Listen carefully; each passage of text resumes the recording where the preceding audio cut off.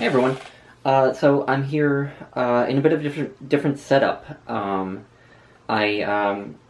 thought that, I like the idea of recording videos in my bedroom, but getting the lighting right in my bedroom can be a little bit difficult since I have this big window in the back that is behind my desk, which is behind me right now. So that means if I were to record facing the wall, on my desk, which is the sort of natural way to do it, there would be all this backlight, which would make the lighting really weird. But now I've sort of formed a little setup with the camera sitting on a bucket, and so you're looking at me and I'm facing away from my desk. So I kind of like, I have a mirror behind the camera that I put behind the camera so that I can see the image, because it just is I like to be able to see what I look like to make sure that there's nothing weird in the background, or and also it's just a bit of like I guess it reduces the pressure for me a bit. It's a bit anxiety reducing. The only thing I'm worried about is the cat approaching the bucket that the camera is sitting on, so we'll see. She is on the bed right now, which is where the bucket is, so we'll just hope. But anyway, that preamble out of the way, I am here for a September wrap-up. I want to talk about all of the books that I read in September. I had a great reading month. I apologize ahead of time for how long this video is going to be. But I have been making an effort to make my videos a bit shorter and more concise. But this one, I have, notes to keep me on track, but this one, I'm going to be talking about quite a few books, so I think that will just naturally extend the video out to a rather long run time, so be prepared. I had a very good reading month, I think. When I was looking through my Goodreads and what I read this month, I was happy with a lot of the books. Obviously there was ShakeTube going on. I had a great ShakeTube. I'm going to be briefly touching on the plays I read, but I'm also going to be leaving links to videos where I talk about some of these books elsewhere. So I had a great ShakeTube. There was also DuneTube, where we were supposed to be reading the Children of Dune, the third book. I bowed out this month. I bowed out of DuneTube just because it's so soon since I last read Children of Dune. I only read it like 2 or 3 months ago. That the story is still so fresh in my mind that I just couldn't bring myself to reread it in such short order. But I will be jumping back in for God, Emperor of Dune, and the rest of them. I had one buddy read, and I don't think I have any buddy reads next month, so I'll have a free October. But anyway, I'm taking a long time to get to talking about the actual books, so, and I already apologize for how long this video is going to be, and here I am extending it out even more. The books. The first book I read was King John, which I read for ShakeTube. I enjoyed it, but it's not ever going to be one of my favorite Shakespeare plays. But I'll leave a link to the ShakeTube video I made about it if you're interested in hearing more of my thoughts on it. The next book I read was The Fifth Season by N.K. Jemisin, which is a fantasy novel that was published in 2015. It won, I believe, the Hugo Award. I buddy read this with Brian over at Bookish, and we had a great time. We had a great conversation about this book, and we both really, really loved the book. The world building is fantastic. The way that N.K. Jemisin shows you this world is just woven so well into the story. It's just great and really refreshing, because sci-fi and fantasy is known as the sort of genre of info dumping. And there are 3 protagonists, and they're all so complex, and I love that. This really did feel like almost like a character study in the end, even though it's a fantasy novel. And it's also just gripping. I ripped through the last 150 pages. So I really love this. I can't wait to continue with the other 2 books in this trilogy, which Brian and I are going to be buddy reading. And I'll leave a link to the video that I made about this book as well. Next is another ShakeTube book. This is Love's Labour's Lost. This has now become one of my favorite Shakespeare plays. It's probably my favorite comedy, although there is Measure for Measure, but that's only a comedy in the loosest sense, I feel like. So Love, Labour's Lost is probably my favorite comedy, and would probably easily make it into my top 10 favorite Shakespeare plays. And once again, I will leave a link to the video, the ShakeTube video that I made on it. Next is What to Listen For in Music by Aaron Copland. This was published in 1939, and it's based on a series of lectures that Aaron Copland gave in New York City on the subject of music. And it's really just a basic introduction to the mechanics of music, to rhythm, melody, harmony, different forms of classical music, the sonata form, the fugal form, and such. And you can tell that it's based on a series of lectures because that it reads so easily, very quickly. It's very accessible, and I think that writing for a lecture tends to facilitate that, because when you're speaking aloud, you kind of have to make sure that everyone's going to get what you're saying on one speaking, because they can't reread it like they can in a book, or read the passage over to understand it. And you can definitely tell that these are from lectures for that reason, because it's just really accessible and easy to read. So if you want an basic introduction to music, this will be really good for you. If you're a more seasoned music lover, if you know a fair amount about music already, this might be a bit basic for you, but I enjoyed it. Next is Jersey Rain by Robert Pinsky. This was published in 2000. Robert Pinsky was the Poet Laureate of the United States from 1997 to 2000, and he is well known in the sort of American community of arts and letters. I feel like he has all these interviews and public lectures and such. He got a lot of notoriety for a translation of Dante's Inferno that he wrote. And I do want to read that translation eventually. But this is just a really slim collection of his verse. And there is one poem in here that is absolutely a new favorite. It's called Ode to Meaning. And just to give you a sense of how much I got out of it, this is how much I annotated the poem. I don't know if you are really going to make out much of that, but I marked up that poem so much. So I loved that. Any collection of poetry like this is hit or miss, but I liked a lot of the verse in this. He's different from a lot of modern poets, I feel like, because he actually does write sort of semi-formal verse. He'll at least write in stanzas that are the same, each have the same number of lines, and often do have a rhyme scheme to them. So that was kind of interesting to get this modern poet's work who writes in a formal mode. But yeah, I really liked that poem. The others in here, again, were hit or miss, but I enjoyed it on the whole. Next book is one I don't have with me because it was a library book that I have since returned. It's Deaf Republic by Ilya Kaminsky. This was just published this year in 2019. And I talked about this book at some length in a Friday Reads a couple weeks ago, and I'll leave a link to that Friday Reads, and I'll try to remember to leave a timestamp for when I talk about Deaf Republic, if you're at all interested in hearing me talk about it more in depth. So Deaf Republic is sort of stylized as a play. It has a dramatis personae, even though it's a collection of poems. It has a dramatic personae, and it's divided into 2 acts, and there's sort of references to staging and such throughout the book. So I found the first act much more powerful than the second, but that first act I did find incredibly powerful, and there were moments in the second act that I did really like. And I did copy a lot of quotes from this book into my commonplace Word document for quotes that I love.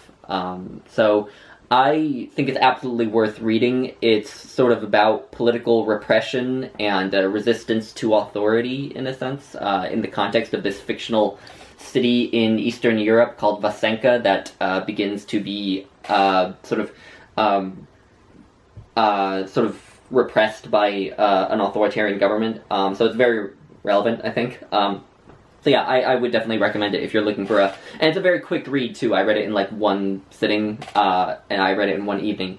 And so if you're looking for an easy to read collection of poems, then that might be a good one for you. Next is The House of Mirth by Edith Wharton. This was published in 1905.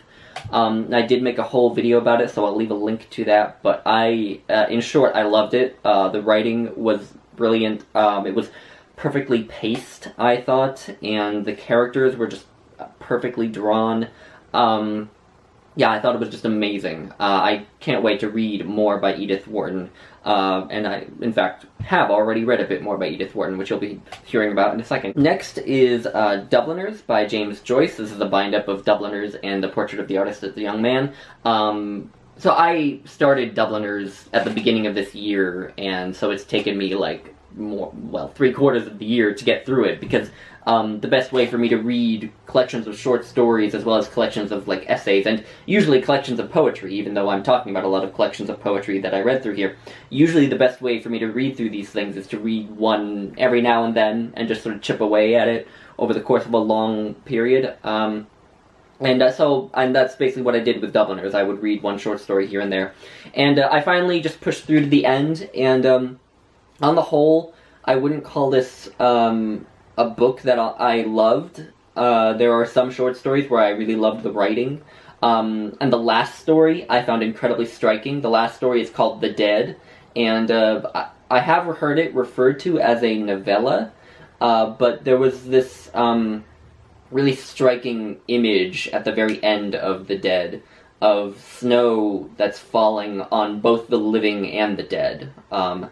And I found that image so striking, and it's sort of stuck with me over the course of the weeks since I finished this. So I really liked The Dead, that last story. Anyway, so I wouldn't call this a favorite. It's, they're sort of slice of life stories. The themes vary from political themes of the relationship between Ireland and England at the time in the early 1900s. Obviously, this takes place in Dublin, as you might suppose, Dublin, Ireland. And it ranges from those political themes to more personal themes of just relationships between people, young love, alcoholism and such, and relation with religion and such. So yeah, I don't know. I didn't love it, but I am looking forward to continuing with Joyce's works. Next is Measure for Measure, which I will leave a link to my ShakeTube video. This is absolutely one of my favorite Shakespeare plays. It's a comedy in the loosest sense of the term. It's quite dark, but it is incredibly complex, and it works on so many levels, and it's so beautiful. Some of the verse is just some of the best that Shakespeare ever wrote. So yeah, I love it, and would highly recommend it. Next is The After Party by Jana Prykril. This was published in 2016. Jana Prykril is a Czech-Canadian poet whose work I first encountered in a review of this book in The New Yorker. And I was intrigued by what I heard there because it talked about how she sort of explores language and knowing a second language, because she, I think, is fluent in Czech as well as obviously English because she's Canadian. But also sort of explores like her identity as a Czech and as a Canadian and such. And this book has a blurb from John Ashbery, and I took that as a very high recommendation because John Ashbery is one of my favorite poets. And there are a few poems in here that I will probably return to at some point in the future, but on the whole, the poems in here were just enigmatic to a fault for me. I'm okay with working through a difficult poem if I perceive that I am actually getting something out of it. But when it seems like there's no actual logical relationship between each verse or between each stanza, I just get really frustrated, and that happened too often in this collection for me to really like it that much. So, unfortunately, I didn't love it, even though, she's a fellow Czech person, or person of Czech descent. But, yeah. Anyway, so a bit of a disappointment. But that being said, there are poems in here that I will return to, that I did like, so it's not, I don't regret reading it or anything like that. But, anyway. Moving on now to, If Not Winter, the Fragments of Sappho by Anne Carson. So this is this was published in 2002. Anne Carson is also another Canadian poet. She's a poet, an essayist, and classicist. And she did this translation of Sappho in a bit of an unconventional style, or at least unconventional in terms of the way that Sappho is usually translated. She includes the Greek on one side of Sappho's poems and the English translation on the other. Sappho, for anyone who doesn't know, is an ancient Greek poet, one of the only women writers whose work has survived to the present day from antiquity. And very little of her work has actually survived. We only have one full poem. Most of her poems are in like little fragments, like majority of the poems are like that, just like 1 or 2 lines. And so that's unfortunate. What's interesting too about this translation is that not only did Anne Carson include the Greek, she also added in brackets where there is text missing. Most translations of Sappho that I have seen will take the fragments and sort of force them into a form to be this sort of short minimalist poem, as though that's how she wrote them. And so that's not quite true to what they actually are as fragments.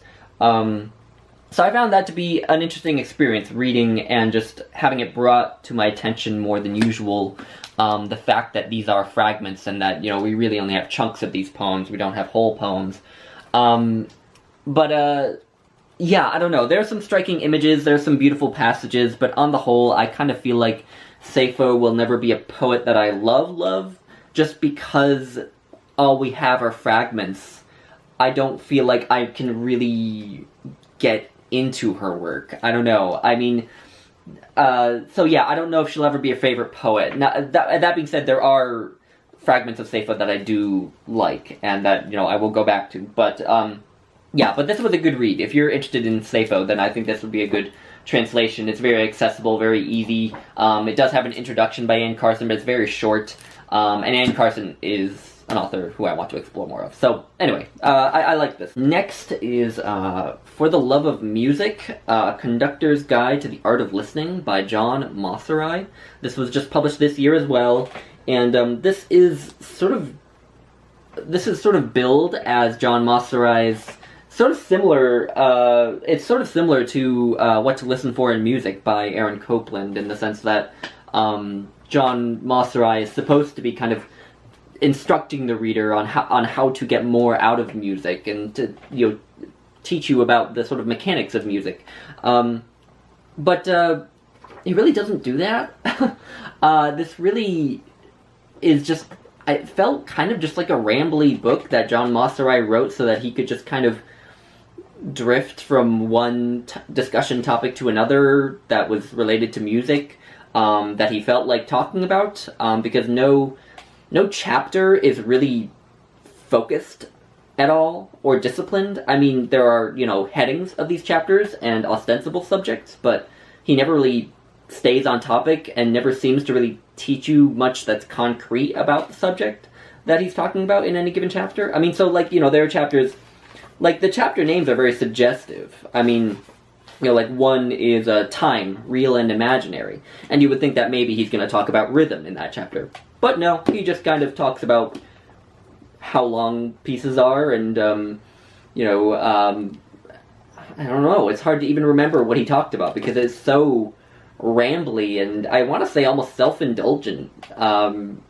So I don't know, this was okay. The parts that I did like were when he talked about specific pieces of music. He would occasionally do that, where he would talk briefly about, Shostakovich's Fifth Symphony, or Beethoven's Fifth Symphony, or Don Giovanni, or something, and he would discuss a specific piece of music very briefly, and I really liked those passages. They just really made me see those pieces of music in a new light, and often made me want to go listen to them, which is kind of what you want from discussions like that. So those were really good, and I kind of wish that had been the whole book, even though I know you can't really judge a book for not being what you wish it were. But so I don't know. This was just kind of a meh book. I don't know, but those parts that I did like, where he was talking about music, I really did just love. So it's frustrating. But on the whole, I don't think I would recommend this. Alright, we're getting towards the end of the wrap-up part. So lastly, we have The Two Gentlemen of Verona by Shakespeare, which is kind of terrible.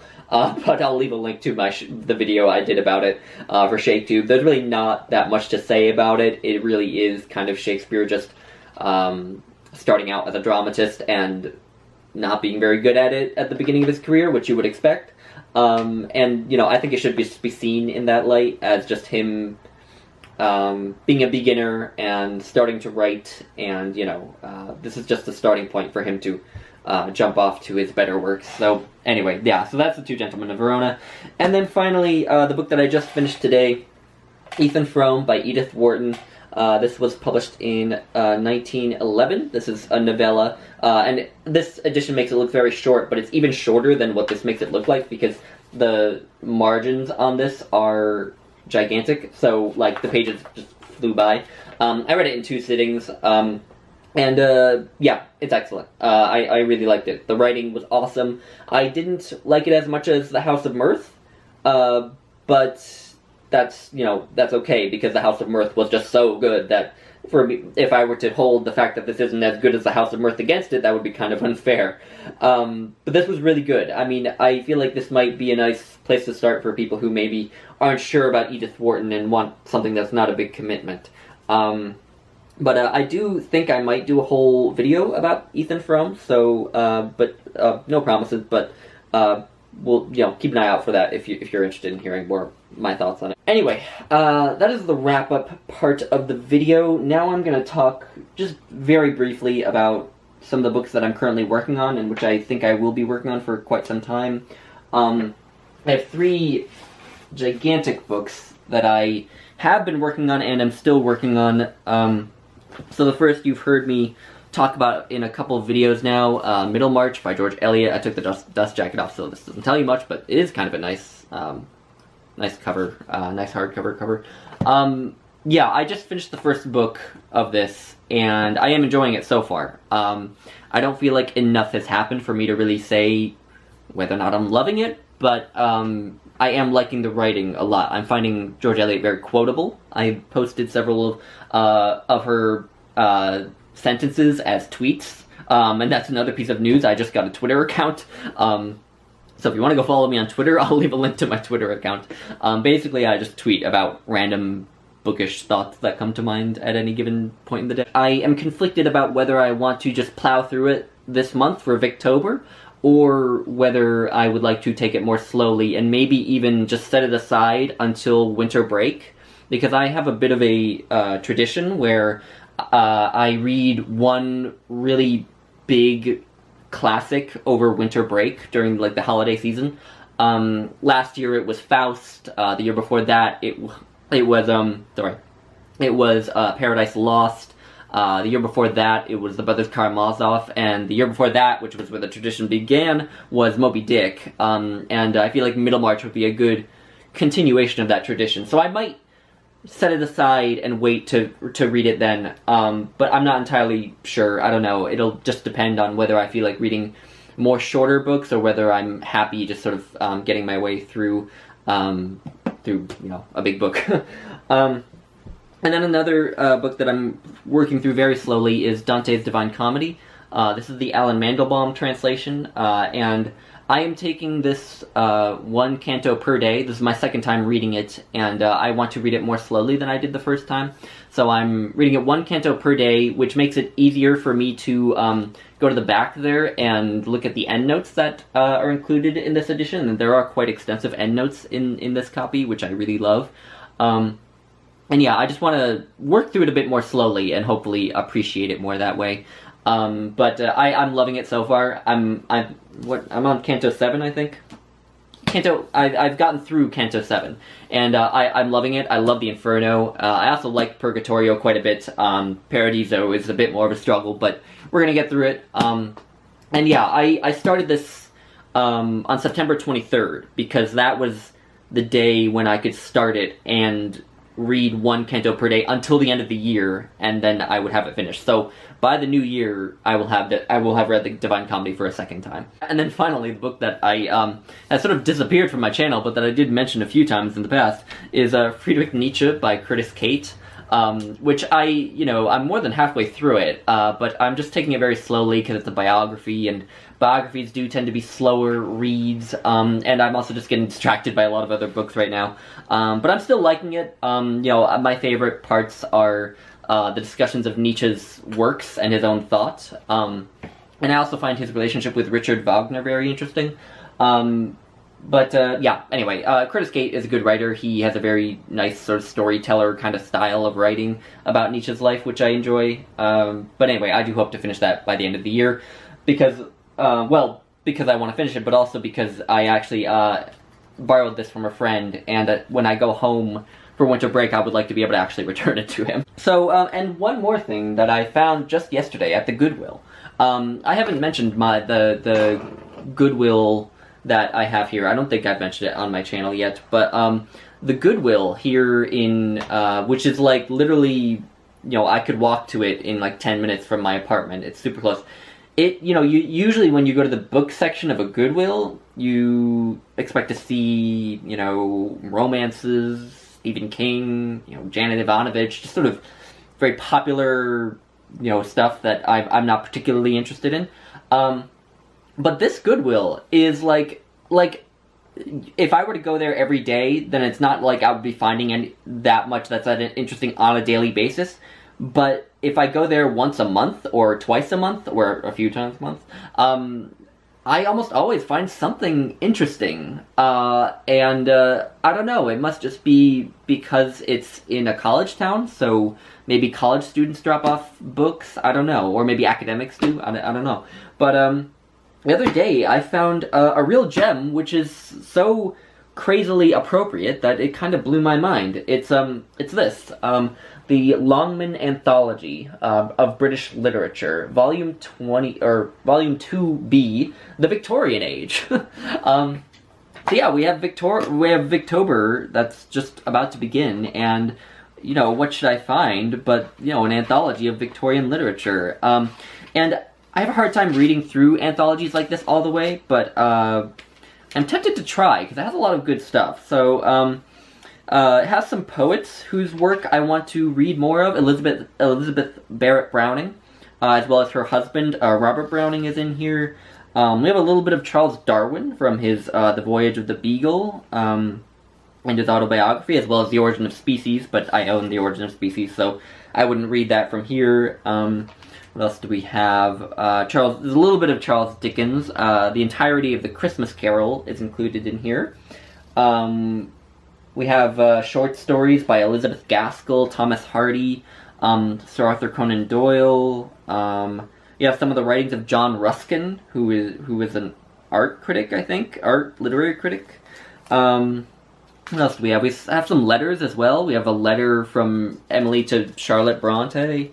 We have a little bit by Matthew Arnold, both his poems and some of his literary criticism. Dante Gabriele Rossetti and Christina Rossetti, both poets I want to explore more of.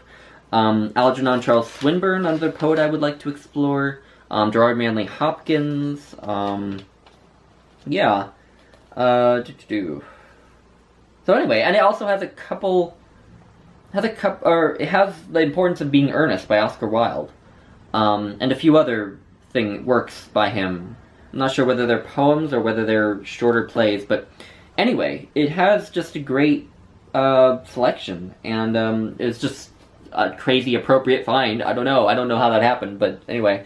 So that was a real find. I may be reading some of this over the course of Victober. I don't know if I'll read the whole thing, but yeah. Finally, I just wanted to. This is a long video. I hope this isn't too crazy for anyone, but finally, I just wanted to touch briefly on some of my goals that I have for the rest of the year. Just 3 books or things that I want to read or reread before the end of the year. I want to reread The Wife of Bath's Tale and The Pardoner's Tale from the Canterbury Tales, because those are the 2 most important of the Canterbury Tales in terms of their literary influence. And I remember really liking The Pardoner's Tale as well, and The Wife of Bath's Tale, but I in particular liked The Pardoner's Tale. So I want to reread those 2 from the Canterbury Tales. I also want to reread Samuel 1 through Chronicles 2 of the Bible, because it's been a long time since I've read that whole section of the Bible where this like story of King David and all those iconic stories are. And I also want to reread the book of Isaiah, because it's also been a really long time since I read that one. And when I read it, I didn't really get it or appreciate it, so I would like to reread that as well. And then also, I want to finish my volume of the essays of Emerson that I have. I've been working through Emerson's essays, first and second series. But I've been, like I said, like the collections of short stories, I've just been chipping away at it. And I would like to really try, make a push to finish that before the end of the year. So those are just some bookish goals, sort of. I still have my TBR for the Gone with the Book readathon that Mel over at Mel's Bookland Adventure is hosting, and that TBR still holds. I'm still going to try to read the books on that list. I have already read one, Ethan Frome, so I'm not doing too bad. Anyway, yeah, so I think that's all. This is going to be one of my longest videos, I think. I keep vacillating between wanting to make my videos shorter and more, like, concentrated and concise, and the impulse to just sort of casually sit back and ramble as much as I want for a half hour. And I can never seem to decide which one I would like to pursue as my sort of channel style. So I guess this is just a manifestation of my desire to sit around and ramble. So I apologize if it was a bit much, but anyway, I will not allow this video to go on too much longer, and I will talk to you all in my next video, whenever that is. Alright, bye guys.